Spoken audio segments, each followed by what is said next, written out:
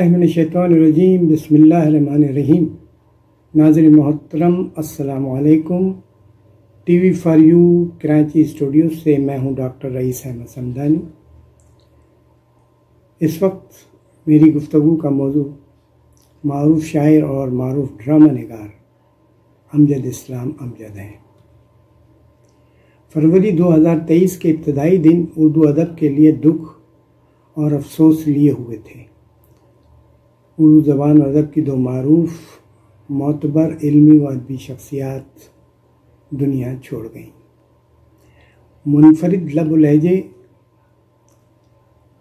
के शायर, ड्रामा निगार, गीत निगार, उस्ताद, मोहब्बत करने वाले इंसान अमजद इस्लाम अमजद 10 फरवरी को हमसे हमेशा हमेशा के लिए जुदा हो गए।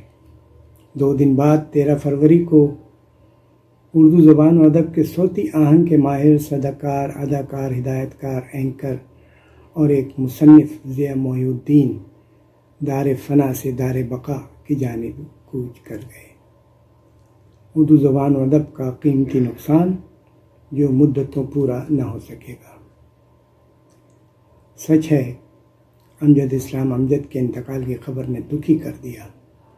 शायर और अदीब तो वो थे ही, सबसे बढ़कर वो एक नफीस इंसान थे। फौरी तौर पर जो किताब मौजू हुआ वो कुछ इस तरह से है। मोहब्बत का एक पैगाम थे अमजद इस्लाम अमजद, शायरों की जान थे अमजद इस्लाम अमजद, रहेंगे याद बरसों अदब की दुनिया में वो, अदीबों की शान थे अमजद इस्लाम अमजद। नाज़रीन इकराम, एक शायर हैं इत्तफ़ाफ़ अबरक, उनका एक शेर हज़्बे इस कैफियत कहते हैं, जीने के उनके साथ बहाने चले गए, उठकर गए वो यूं कि ज़माने चले गए। आइए हम उर्दू ज़बान व अदब की इस हस्ती को खराज तहसीन पेश करें जिसने अपने अमल से, अपने किरदार से, अपनी सलाहियतों को बरूए कार लाते हुए उर्दू अदब को वसी से वसी तर किया। उनकी शायरी और नसर उर्दू अदब का कीमती असासा है। नाम अमजद इस्लाम और अमजद तखल्लुस किया करते थे। उन्होंने पंजाब के शहर लाहौर में 4 अगस्त 1944 को जन्म लिया। 79 साल बाद लाहौर ही की सरजमीन उनकी अब्दी आरामगाह बनी। बुनियादी तौर पर उनके ख़ानदान का ताल्लुक़ सियालकोट से था। सियालकोट ने ज़िंदगी के हर शोबे की मारूफ शख्सियात को जन्म दिया। उनमें फ़लसफ़ी, शायर, मुसन्निफ, सियासतदां, नावल निगार, कलमकार, अदाकार, मूसीक़ार, सहाफ़ी शामिल हैं। चंद काबिल ज़िक्र शख्सियात का ज़िक्र ज़रूरी समझता हूँ, जिनमें शायर मशरिक़ अल्लामा डॉक्टर मोहम्मद इक़बाल, फैज़ अहमद फैज़, नून मीम राशिद, असर सहबाई, उबैदुल्ला सिंधी, सर ज़फ़रुल्लाह ख़ान, गुलज़ारी लाल नंदा, साबिक़ वज़ीर आज़म भारत, ज़फ़र चौधरी, साबिक़ एयर मार्शल, अदाकार वहीद मुराद, उमैरा अहमद, देव आनंद, ख्वाजा आसिफ और मारूफ क्रिकेटर शोएब मलिक और दीगर अहबाब शामिल हैं। अमजद इस्लाम अमजद ने जामिया पंजाब से उर्दू में MA करने के बाद पेशेवराना ज़िंदगी का आगाज़ MAO कॉलेज लाहौर में बतौर उस्ताद के किया। बाद में वो मुख्तलिफ़ इदारों से वाबस्ता रहे, जिनमें Punjab council of arts, director general science board, project director children library complex शामिल है। वो मुख्तलिफ़ जामियात के अलावा इल्मी व अदबी इदारों से भी वाबस्ता रहे।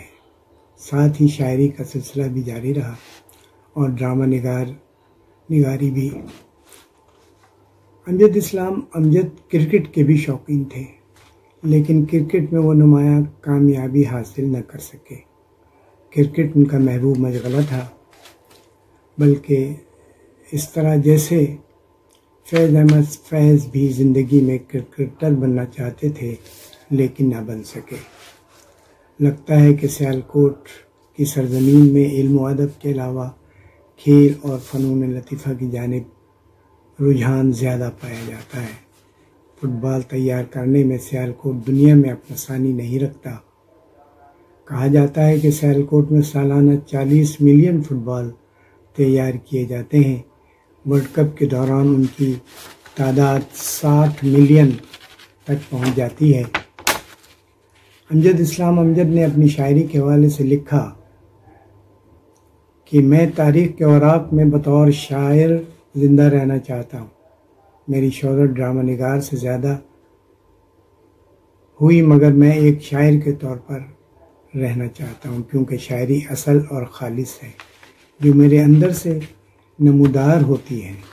مجھے بالکل محسوس نہیں ہوتا کہ میں شعر کیسے لکھ لیتا ہوں، یہ خود وارد ہوتی ہے، اس میں کوشش کا عمل دخل نہیں ہوتا، اور یہی شاعری پھر احساس کے اظہار کے ساتھ ساتھ اس کے کتھارسس کا باعث بھی بنتی ہے۔ یہ کہنا تھا امجد اسلام امجد کا۔ امجد اسلام امجد شاعری کے ساتھ ساتھ ڈرامے بھی لکھ رہے تھے، لیکن انہیں اتنی شہرت نہیں ملی تھی۔ 80 کی دہائی کے شروع میں ان کے قلم سے ڈرامہ وارث پاکستان ٹیلی ویژن سے پیش ہوا۔ اس ڈرامے نے ایک دھوم مچا دی، انہیں شہرت کی بلندیوں پر پہنچا دیا۔ وہ شعر و ادب کے ساتھ ایک معروف ڈرامہ نگار کے طور پر مشہور ہو گئے۔ انہیں شاعری سے عشق تھا، وہ ایک شاعر کی حیثیت سے جینا چاہتے تھے۔ انہوں نے چھوٹی عمر سے شعر کہنا شروع کر دیے تھے۔ انہیں آقا بیدار بخت خان کی تصانیف، جن میں ابر کرم خلاصہ شعر العجم ہے، گلزار نسیم، گنجینہ مطالب، دیوان غالب بمعشرہ، نگارستان، بیدار مجموعہ مضامین اور دیگر علمی ادبی تصانیف کو پڑھنے اور ان سے فیض حاصل کرنے کا موقع میسر آ چکا تھا۔ شاعری کے علاوہ ڈرامے، سفرنامے، کالموں کا مجموعہ، دیگر تصانیف ان کی علمی و ادبی کاوشوں کا عملی ثبوت ہیں۔ ان کے گیت اور غزلیں معروف گلوکاروں نے گائیں۔ ناظرین کرام، امجد اسلام امجد کی تصانیف کے بارے میں، تعداد کے بارے میں حتمی طور پر کچھ کہا نہیں جا سکتا۔ مختلف تعداد سامنے آئی ہے، یکجا یہ تصانیف میری نظر سے نہیں گزری۔ چند تصاویر جن کا میں کھوج لگا سکا ان کے نام یہ ہیں: برزخ، عکس، ساتواں در، فشار، ذرا پھر سے کہنا شعری مجموعہ ہے، وارث یہ ڈرامہ ہے، دہلیز یہ بھی ڈرامہ ہے، آنکھوں میں تیرے سپنے یہ گیتوں کا مجموعہ ہے، شہر در شہر سفر نامہ ہے، پھر یوں ہوا یہیں کہیں، باوالا پیمانہ یہ غزلیں ہیں، گیت ہمارے میرے بھی ہیں، خواب نئے پرانے ہم اس کے ہیں، منشیات کے بہترین افسانے اور دیگر شامل ہیں۔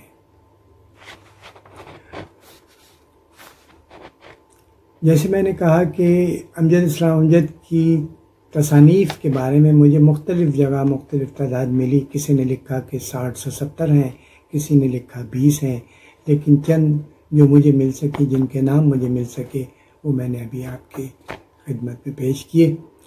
امجد اسلام امجد پر ایک کتاب بھی لکھی گئی جو میرے علم میں آ سکی۔ یہ کتاب ڈاکٹر سید تقی آبدی نے مرتب کی، امجد فہمی کے نام سے۔ امجد صرف شاعری نہ تھے بلکہ بہترین ڈراموں کے خالق اور مختلف سماجی موضوعات پر عمدہ کالموں کے خالق بھی ہیں۔ امجد اسلام امجد کی شاعری، گیت نگاری، کالم نگاری، ڈرامہ نگاری، ان کی شخصیت پر جامعات کی سطح پر تحقیق کی ضرورت ہے، اور ادب کے اس مینار نور کی خدمات کو کرتاس پر عام کرنے کی اشد ضرورت محسوس ہوتی ہے۔ ناظرین اکرام، اپنی گفتگو کا اختتام امجد اسلام امجد کی اس دعا پر کرتا ہوں جو انہوں نے اپنے انتقال سے 7 دن قبل مدینہ منورہ میں کی تھی۔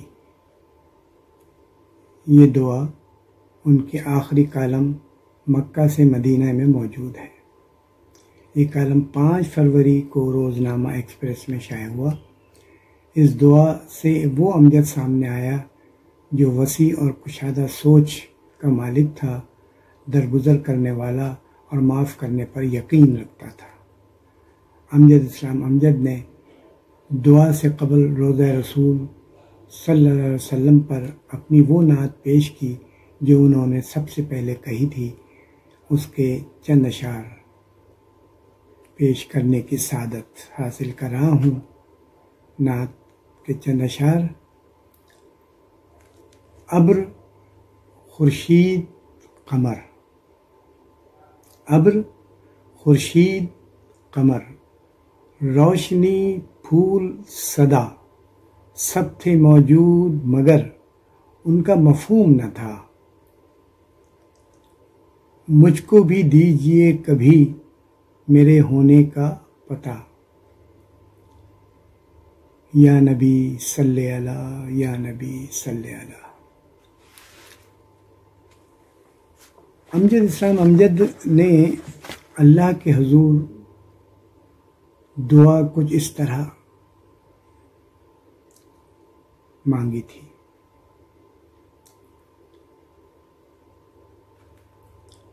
دعا کے وہ الفاظ جو اس کالم میں موجود ہیں، لکھتے ہیں: